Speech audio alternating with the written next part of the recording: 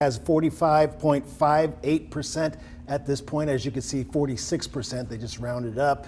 Mo Brooks with 29% at this point, and Mike Durant 23%. Again, as Ian just mentioned, if it goes to a runoff, because there's still about 28% of the precincts that haven't reported, if it goes to a runoff, it'll be between Katie Britt and Mo Brooks, and the date for that would be June 21st. And speaking of Mo Brooks, we want to get back out to Huntsville. We're told that Mo Brooks is speaking right now or within the next couple of minutes. Let's listen in. Mo Brooks.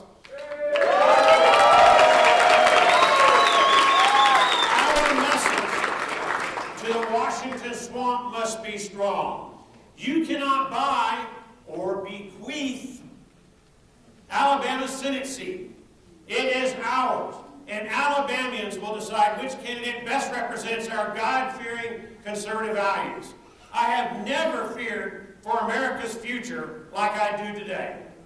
Amoral, dictatorialist socialists are on the march, and they are winning.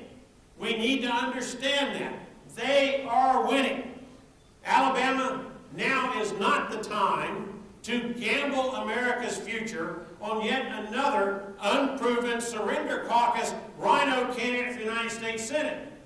I work with the United States Senate. Senator Rand Paul works in the United States Senate. Senator Ted Cruz works in the United States Senate. And I can assure you, we already have too many of these weak-kneed, dead junkie rhinos in the United States Senate. We don't need another one.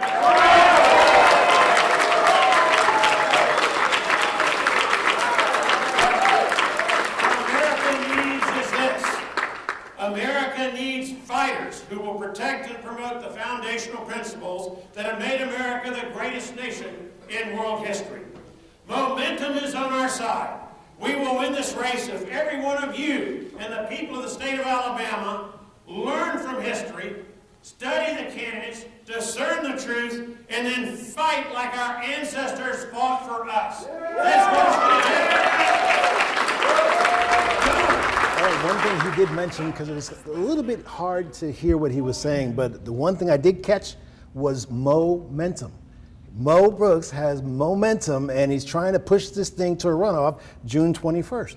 And it's been interesting because if you've been watching the polls lately, the past couple of polls showed that if this were to go to a runoff, it would have been Britt and Durant. But we saw that flip recently with Brooks surging into a second place finish. And if those numbers hold, that's what he's going to do tonight. So let's take a closer look at some of those numbers. I want to walk over here. Dr. Marissa Grayson from Stanford University joining us to kind of break down what we can see. So here's where we're at tonight. 76% of the votes in. You've got Katie Britt at 46%, Mo Brooks at 28%. Durant has already conceded this. So this looks like it's going to be kind of a congressman who's been in office for several years, facing a relatively newcomer, someone who's been in Washington serving as Shelby's chief of staff. But what do you make of this runoff? Well, when Katie Britt entered this election, I think she predicted the race being her and Mo Brooks. Mo Brooks needs a lot of momentum to be able to overcome this. So when you look at the county breakdown, he won maybe 4 counties across the whole state.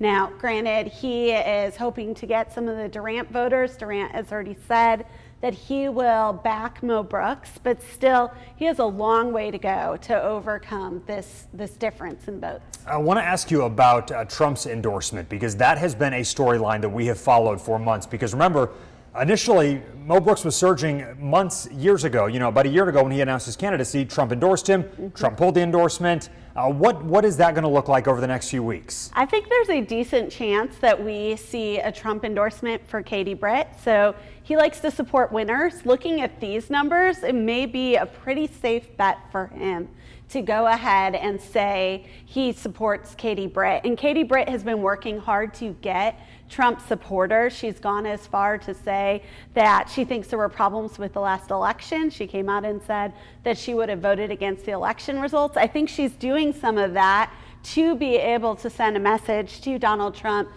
I am a candidate you can support. It'll be interesting to see if he does make an endorsement over the next couple of weeks. Dr. Grayson, appreciate your insight tonight. Of course. All right, Guy and Sherry. All right, we'll check back in with them in just a little bit. Now back to the governor's race tonight. Tim James, one of the leading candidates in this race, really, that we've been watching. And he's about to speak with his audience right now. As for her in this administration, And Godspeed to her, and we should pray for her as well in every decision that she makes going forward. That's what this is all about. This is what America's about. You know, this is how we choose our leaders. You get out there on the field and you fight and you scratch. Sometimes you get bloody. But that's what it's about, and that's what makes this a great country, and we should never lose it. In the years ahead, as I have said many, many times, Alabama is going to lead the nation. You know, I've said many times, you know, we have to obey. God never said you're going to win it. God said you have to obey. And that's, I think, the lesson for all of us today, to really understand what that means. You know, you learn your good lessons from these tough lumps that come along. And there's so many people in here that were new.